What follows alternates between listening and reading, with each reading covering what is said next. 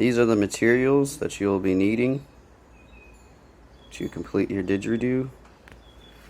So right here you got the torch.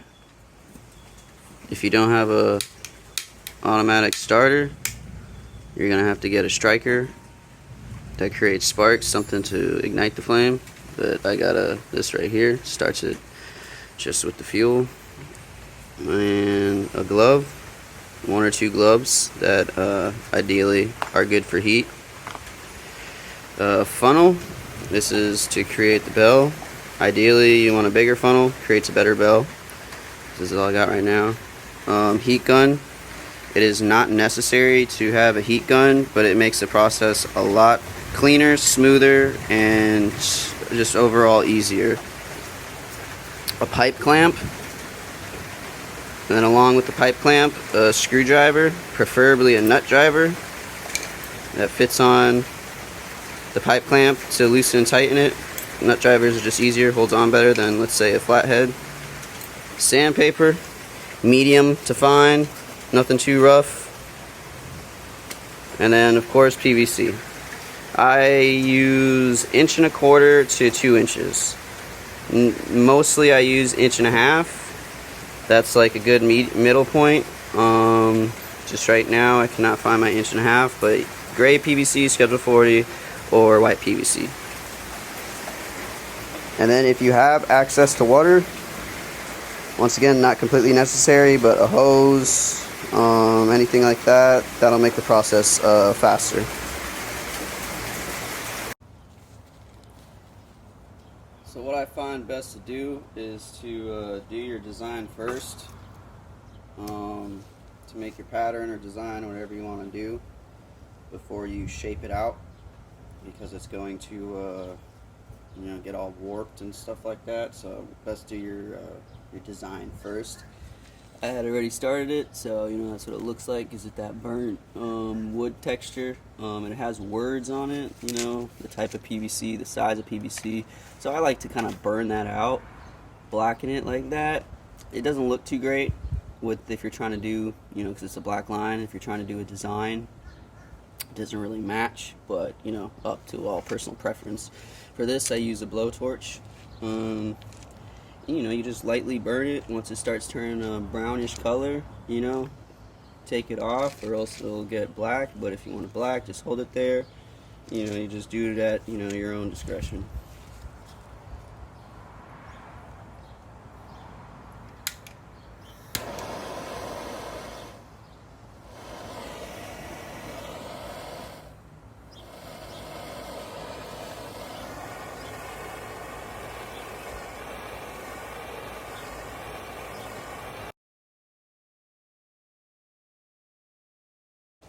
So as you can see here, once you start doing an area, a single area, it starts to get warped and it starts to move. So what I have found when I'm doing when I've done my designs first, like the shape of it, the shape would become undone when I would do my pattern work afterwards. So that's why I think it's a good idea to do your the pattern before you do the shape of it. And also, when I do it, I go in a stroking pattern like that. I don't keep the flame on one part because it burns relatively quickly. And for a safety hazard, always do it in a well ventilated area, because this is the fumes that burning plastic PVC gives off is pretty toxic. So make sure you always do it in a well ventilated area.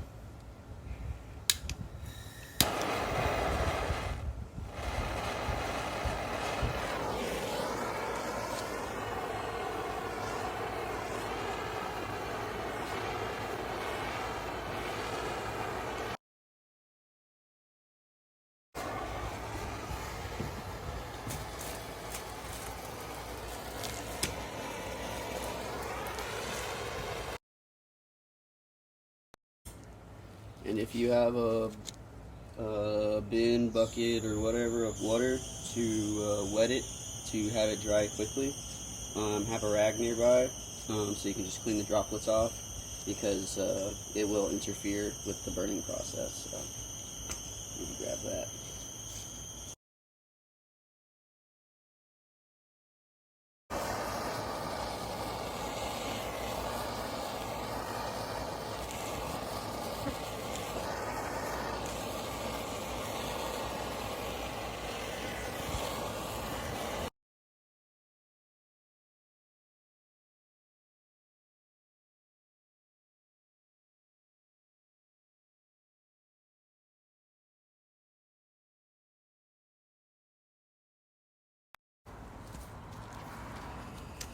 Alright, so this is the finished product.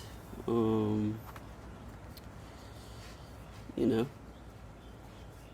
can have it lighter, darker. I'll probably touch up this little area right here because you can still see a lot of gray PVC, but basically this is you know, what it turns out to be.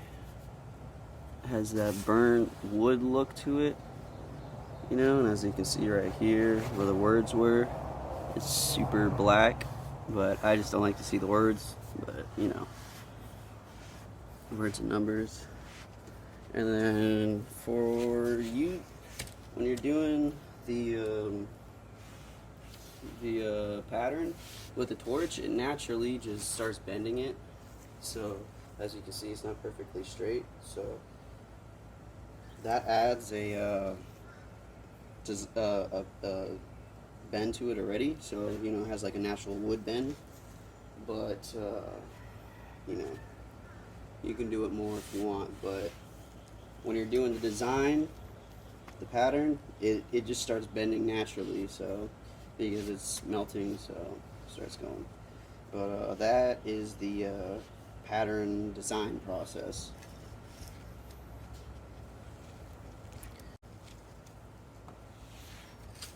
So this is going to be shaping it, shaping the Didge into whatever shape you want. What I use is a heat gun, a glove, and a bin of water. So right now I'm going to do a shape that just bends at each, you know, every few feet, every foot or so. I'm gonna put a little bend into it so it just goes like that. So it kind of has like a, you know, natural stick branch look to it. So basically you just want to heat up the joint where you're going to start bending it, and then once it's, you know, you'll heat it up, and then you'll wiggle it, and then once you feel the wiggle and it can actually move, that's when you bend it to whatever shape you want, and then you put it in the water to cool it down. So that's how that process goes. So I'll probably start right about here.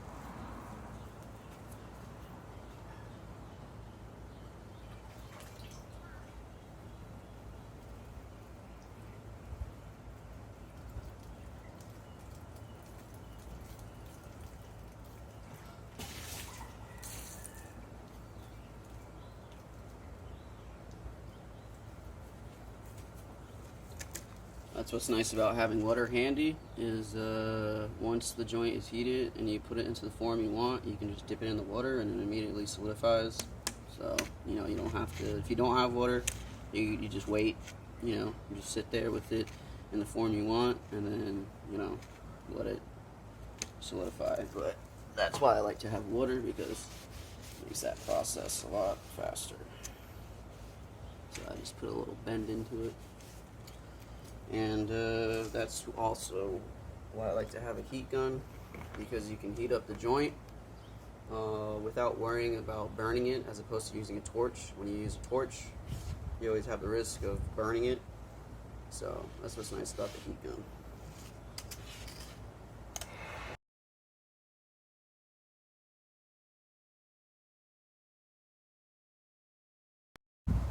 One thing about the bends too, bends, twists, whatever you're doing, make sure you don't kink it too much. That is a little, that's a little too much for my liking. This one's a little less. As you can see, it's just a little elbow. But this one is a little more kinked. But you just want to be careful with kinking it or twisting it too much, because it'll constrict the airflow.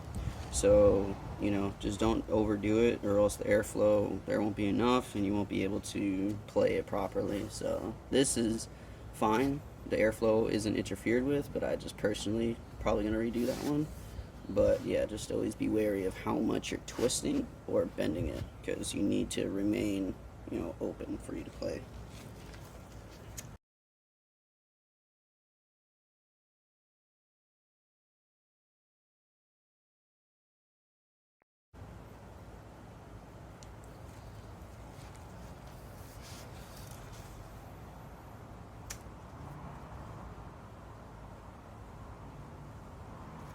So I bent it at every joint. I bent it that way. Next joint, bent it that way, other way. So it just looks like a random stick. And then at the end here, I'm gonna put a little twirl. So what I'm gonna do is I'm gonna heat up a portion of it. So say from here to here, and then once it's moldable, I'm gonna twist it, and it's gonna create a swirl pattern. And then once it's like that, cool it down, and it'll solidify.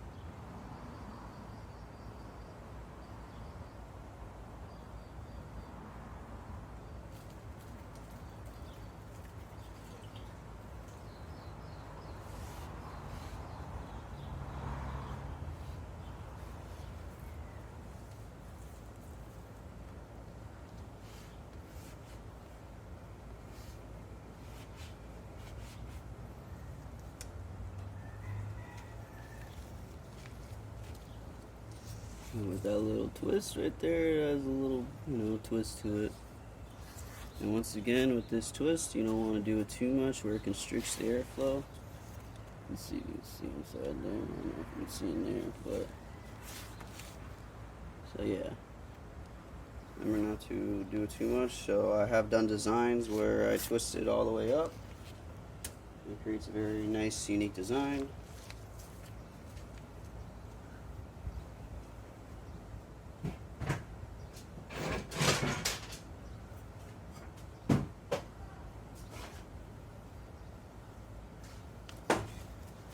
For example, like this one, the entire thing is twisted.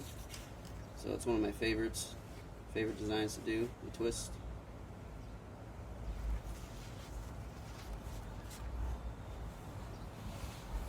Pull it all the way through.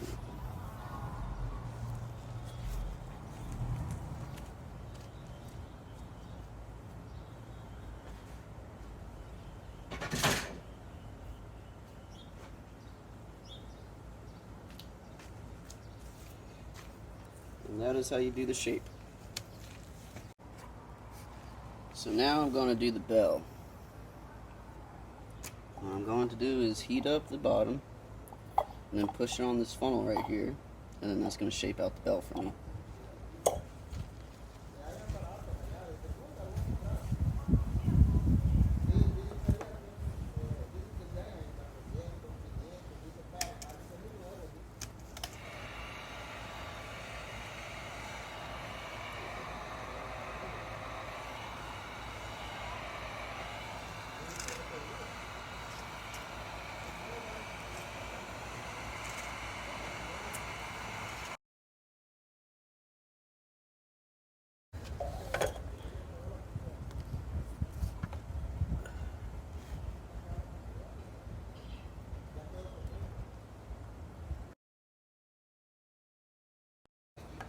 This is what I'm doing. I'm just basically putting it right on the funnel and pressing it down, and then it bells it out a bit.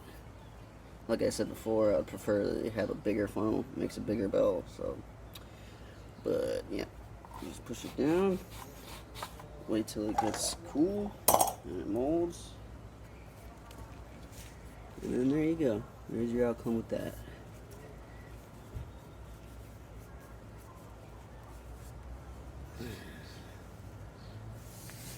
Of course, make sure you're always using a metal funnel.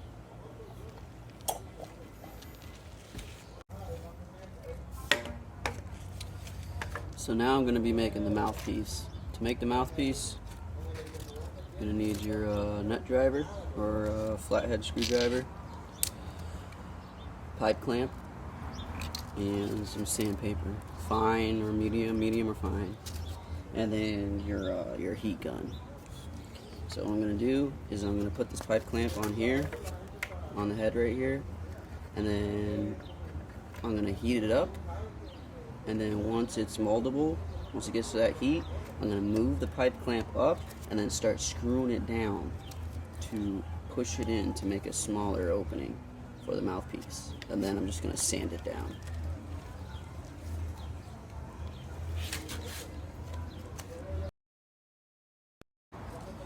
And you're going to want to use a glove too for the heat.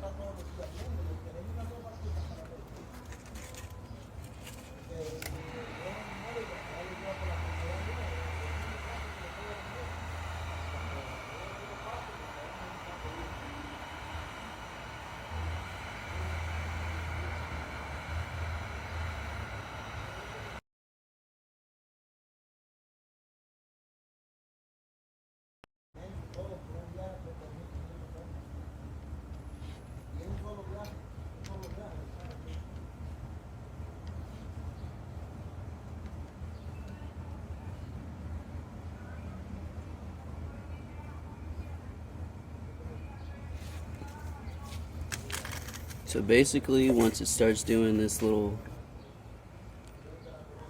bend right here, you see how it's pushing in this part right here, how it's not a perfect circle, this starts pushing in. That's when you really want to stop, because it's just going to keep on protruding in. I personally haven't found a better way to do it. So if you guys have any suggestions in the comments, you can leave a suggestion, but that's how I do it. And yeah, it's gonna let it cool down. I'm gonna stick it in water. So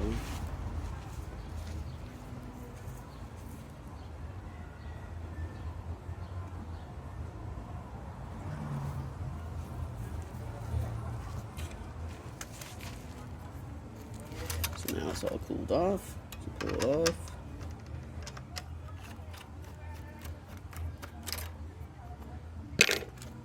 And there you go.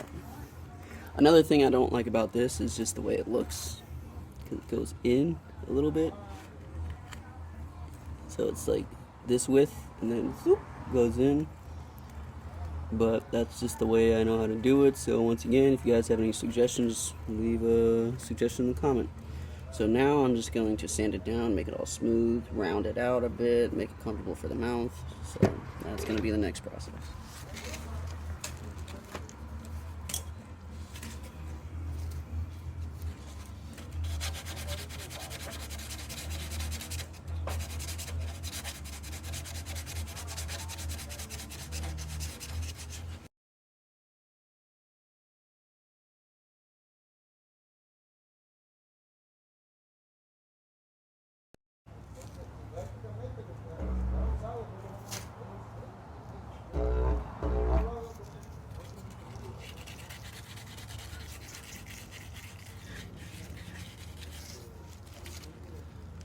So basically what I'm doing is sanding the outside.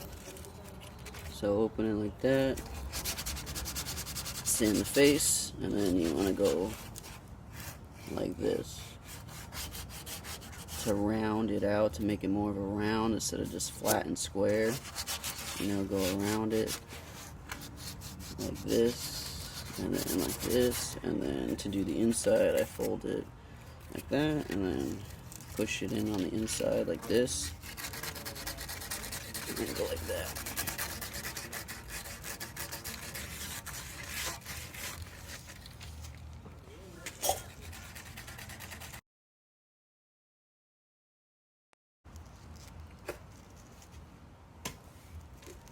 And that is basically it.